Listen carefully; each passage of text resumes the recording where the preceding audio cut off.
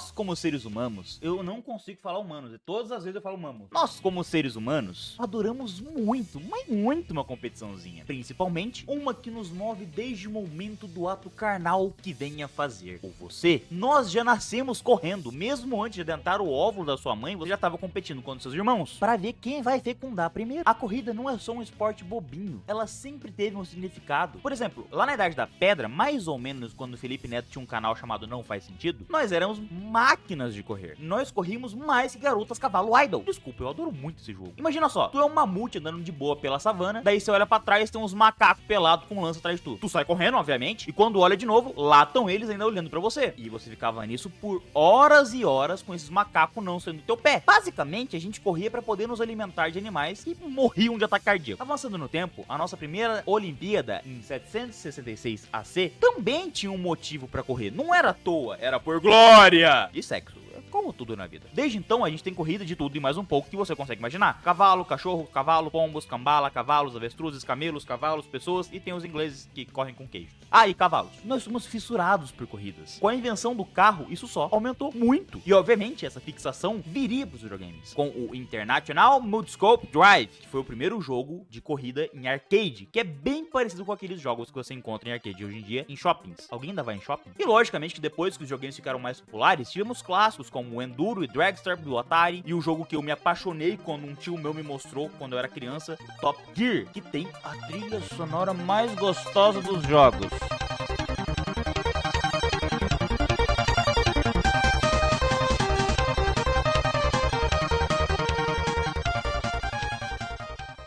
Como tudo que é bom e velho é da Nintendo, Top Gear é da Nintendo, assim como o Mario Kart, mas eu quero falar de Mario Kart mais pra frente. Então a gente chega na era de ouro dos jogos de corrida, que é meados dos anos 2000 por ali, com jogos de simulação como Forza Motorsport, Gran Turismo e jogos mais arcade como Need for Speed e Midnight Club. Mas como tinha sendo lançado muitos em pouco tempo, acabou virando tudo uma bela porcaria. Midnight Club morreu, Need for Speed não é bom há muito tempo, né? E aí só restou basicamente Forza pra gente. Obrigado, EA. Eu te odeio muito. Pelo amor de Deus, faz um remake de Need for Speed Underground 2. Mas vamos entrar no tópico logo que eu quero falar, porque se for falar sobre toda a história da corrida e jogos de corrida, eu vou ficar aqui uma vida inteira. Os jogos de kart. Beleza, vamos lá. Tinha um jogo bem famosinho na época, mas que hoje em dia é meio esquecido até mesmo pela comunidade retrô, chamado F-Zero, que tinha pra época uma impressão de velocidade incrível, mesmo com aquela tecnologia limitada. Quando quiseram melhorar ele e fazer F-Zero 2, tiveram problemas justamente com a limitação do console, que na época era o SNES, e decidiram então trocar os carros, que eram naves voadoras a jato, por karts. Falando assim, parece uma ideia horrível. Mas como o kart tinha que ter piloto, e todo piloto de capacete é mais ou menos igual, o jogo ficava chato e repetitivo. E quem é o personagem que mais venderia esse jogo? É claro que a resposta foi o Mario. Pergunta que Mario, vai. E é basicamente o mesmo jogo, só que com a turma do Mario. Literalmente, F-Zero 2 é Mario Kart, o que é bem engraçado. Mas pra dar uma modificada, eles colocaram uns poderes na pista pra poder dar uma mudada na gameplay, o que foi uma sacada genial. Poder jogar com os personagens favoritos de uma franquia em um jogo sobre corrida e ainda por cima poder tacar um caço de tartaruga no seu amiguinho, isso é incrível. Não tem como essa ideia dar errado. E como toda ideia é boa, isso foi copiado a rodo. Todo mundo queria ter um jogo de kart. Então, basicamente, a gente tem Mario Kart para várias franquias diferentes. Mario Kart de Crash, Mario Kart de Chaves, Mario Kart de Garfield, de Bob Esponja, de Toy Story, de Mortal Kombat, de Shrek, e por aí vai. Mas nenhum desses conseguiu chegar aos pés do Mario Kart. Esse jogo se consolidou como o melhor jogo de kart do mundo por muito tempo. Até que chegou 2025, que foi quando foi lançado o Switch 2, que eu quero falar dele em um vídeo específico, mas eu não sei se eu consigo. E junto com ele, Mario Kart World, que seria o jogo que lançaria junto com o console pra vender o console. Você quer comprar um Switch 2 pra quê? Pra jogar Mario Kart World. Mas o jogo é uma bela de uma porcaria. Ela é bem feita, mas é uma porcaria. Porque além de não ter melhorias gráficas o suficiente, diferente de todos os antecessores, e pela Big N querer te enfiar a goela abaixo um mundo aberto, a maioria das pistas em um jogo de kart é a porcaria de uma linha reta. Tipo aquelas que você passa indo pro outro estado, que tem um monte de loja e piscinas, o que perde totalmente de um jogo de corrida de pistas que ele era antigamente, sendo o pior jogo da franquia. Eu odeio muito Mario Kart World. Mesmo não jogando Mario Kart 8 de forma original, eu gostava muito dele. Mas ainda nesse mesmo ano, a gente teve um lançamento de um jogo de kart que umas 5 pessoas deviam estar esperando, mas que devido ao péssimo jogo novo do kart do Mario, acabou chamando muita atenção. Sonic Racing Crossword.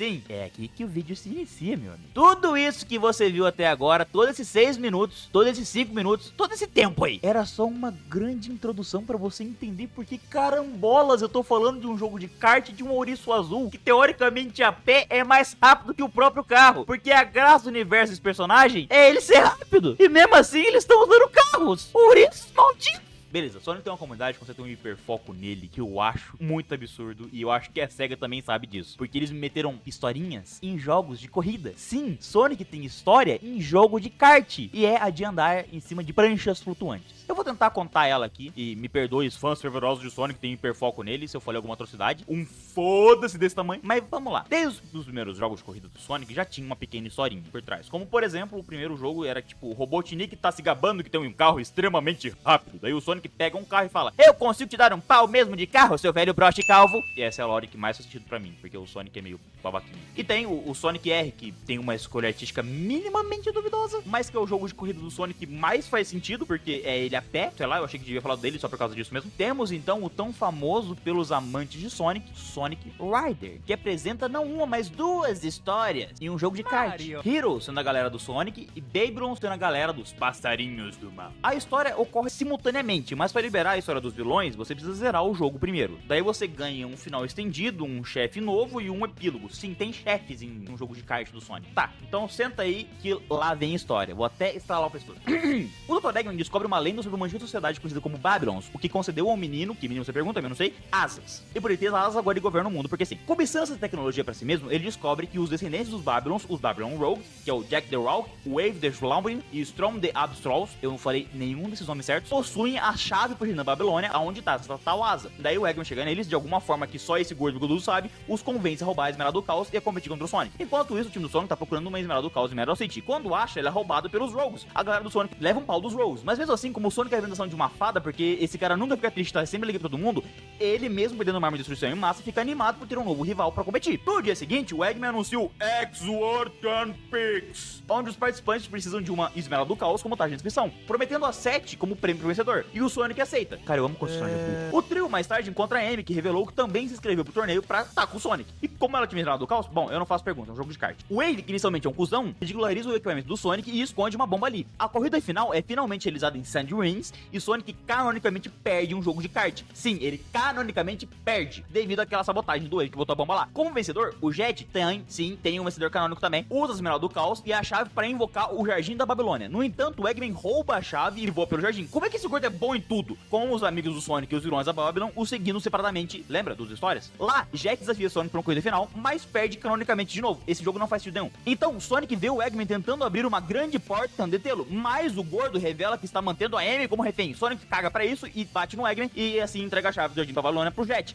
deixando assim a Amy putaça, porque ela ama ele. Os Babylons Rogues então usam a chave pra abrir a porta que o Eggman tentou abrir e invocando acidentalmente o Guardião da Babilônia no processo, bando de burro. Juntamente com o Sonic e seus amigos, os Babylon Rogues derrotam esse guardião, revelando o tesouro da Babilônia que o Eggman tanto queria. No entanto, era um tapete mágico, deixando o Eggman, eu, você, os Babylon Falls, a Amy, todo mundo chateado menos o Sonic porque ele é uma fada. E essa é a backstory de um jogo de kart onde você usa pranchas ou melhor Extreme Wheels pra competir. Esse foi o melhor jogo de corrida do Ouriço Azul, por incrível que pareça. Sendo todos depois dele uma bela porcaria, porque a SEGA é horrível no próprio trabalho. Viu só? Não é só um dos lados que é criticado. Aqui tem ofensa pra todo mundo. Agora, falando do novo jogo, já que todas as outras antes dele, sem ser esse aqui que eu citei, não vale a pena falar absolutamente nada sobre eles. A SEGA é realmente horrível em fazer jogos do Sonic. Sonic Racing Crossword vai ser lançado justamente com uma HQ e uma série animada, porque a SEGA adora fazer esse tipo de coisa. E provavelmente vai ter uma história tão longa e complexa quanto a que eu narrei agora há pouco. Mas como esse vídeo foi feito depois de eu me apaixonar pela beta, eu meio que não sei. Mas me diz aí, quem teve a brilhante ideia de pôr um caminhão monstro como habilidade nesse jogo? Esse é o novo lançamento da SEGA, o seu novo futuro jogo falido da franquia. Digo,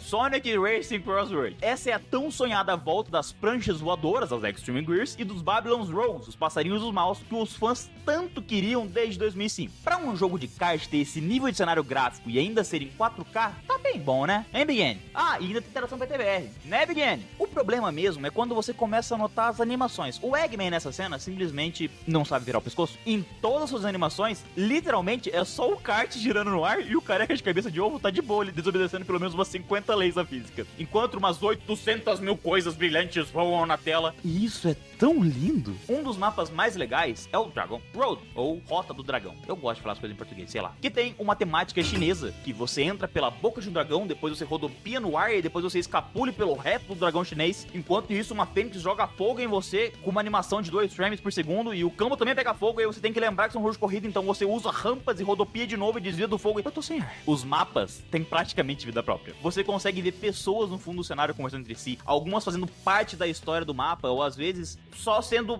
parte do mapa, ou são só pessoas que trabalham na equipe de corrida, tipo os caras que fazem pit stop lá, mesmo não tendo pit stop no jogo, mas você entendeu, o mapa é vivo. No Ocean View, mapa focado em oceano, quem diria, tem coisas que realmente fazem sentido com o contexto e com toda a história. Tem palácios, templos antigos, remetendo aos aztecas, palmeiras e coisas tropicais. Dá pra sentir que realmente o mapa é vivo, mas ao mesmo tempo, dane-se, né? Você vai passar por esse mapa em 2 segundos, já que é um jogo de corrida. Cega porra. Mas ainda no Ocean View é um exemplo claro de mapas que são reciclados de jogos antigos do Sonic. O que não é necessariamente ruim, e visto que tem vários mapas exclusivos também, mas o fato da SEGA usar um mapa marcante de outros jogos da franquia do Sonic pra fazer os jogadores sentirem essa nostalgia e satisfação que tá jogando um jogo de corrida foi bem inteligente. Desculpa ter chamado você de burra, SEGA. Eu amo esse mapa. Eu amo com Sonic Heroes e eu amo a SEGA. SEGA, não, a SEGA eu não amo, não. Aí já foi demais. Em que as músicas de Sonic sempre foram boas. Eu discordo, mas é isso aí, é opinião. E esse jogo não se diferencia muito disso. No caso, esse jogo trata muito mais de remix do que músicas novas em si. As músicas mais originais ficam ali pelo menu. Olha essa música do menu.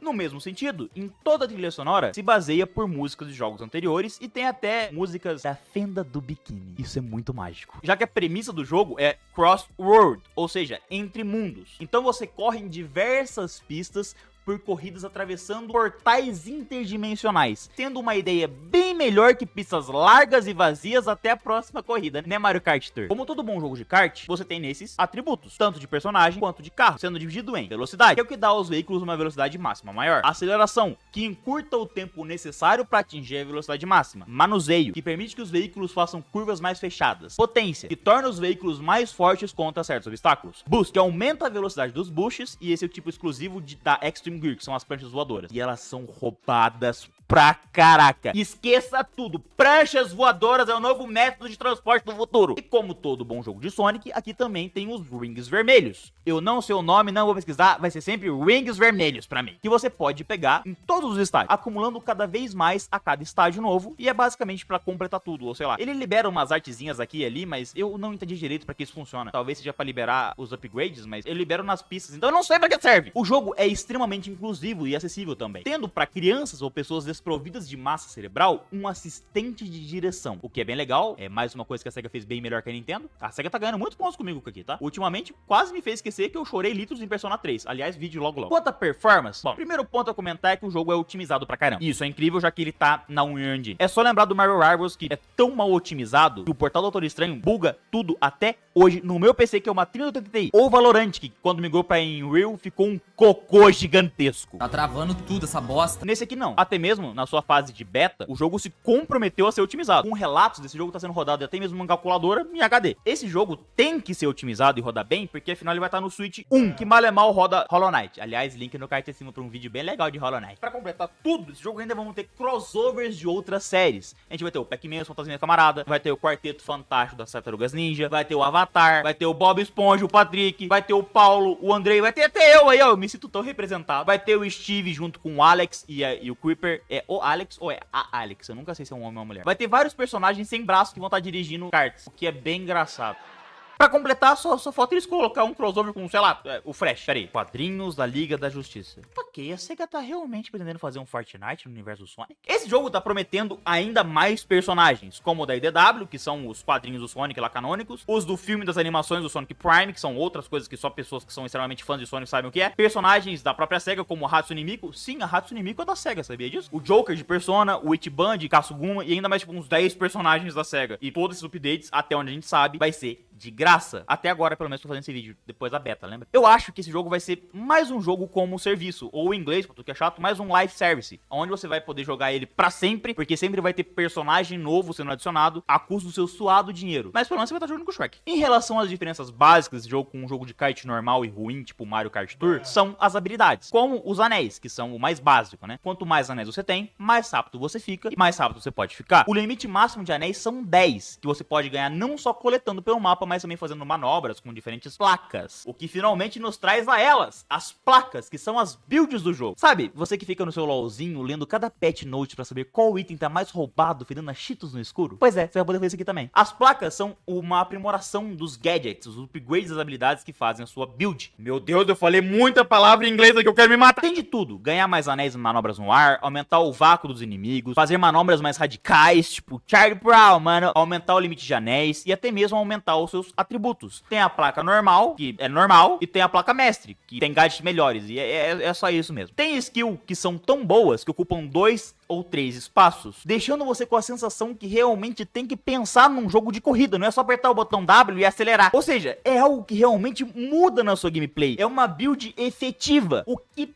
provavelmente vai causar do mesmo problema que tem no jogo do kart do Bigodudo, que é todo mundo com o mesmo carro, o mesmo personagem, a mesma build pra aumentar o desempenho, o que é uma porcaria e eu odeio você que faz isso. Para de usar meta! Joga normal! Toda vez que você compete, você ganha corrida, ou fica em pelo menos top 3, você ganha tickets. E é a forma que você pode personalizar o seu veículo, não só com adesivinhos, né, Mario Kart, mas você pode modificar ele à vontade, obviamente com algumas limitações. Essa modificação de veículo me lembrou muito Rocket League, mas eles prometeram que vão melhorar isso no futuro. Ah, e tem aura no jogo. Não coloque memes de aura. Em quesito de gameplay, o jogo, a uma primeira olhada, parece duas coisas: lento e confuso. Tem sempre muita coisa na tela e tem sempre algo piscando ou explodindo, é uma confusão gigantesca. A SEGA adora isso. Mas ao jogar, você consegue ter a impressão de velocidade o tempo todo, e essa confusão visual vira só mais uma parte da própria experiência. O jogo é muito gostosinho de jogar. Eu senti que nem tanto pra assistir. Parece que eu tô vendo uma velha dirigindo bem lentamente enquanto várias coisas acontecem ao seu redor e fica explodindo um monte de bagulho. Mesmo nas copas com a maior aceleração, essa sensação de assistir permanece o jogo inteiro. É um bom jogo pra jogar, mas pra assistir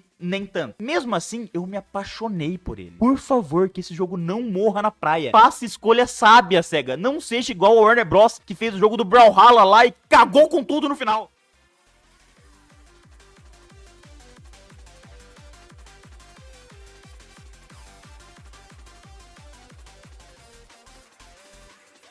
E é isso. Eu gostei muito desse jogo. Eu acho que finalmente a gente vai ter um rival pro Mario Kart, já que esse último foi uma porcaria. E eu basicamente só fiz esse vídeo porque eu gostei tanto desse jogo e eu odiei tanto o Mario Kart Tour que eu achei que merecia isso. Não jogue Mario Kart Tour, é uma bosta!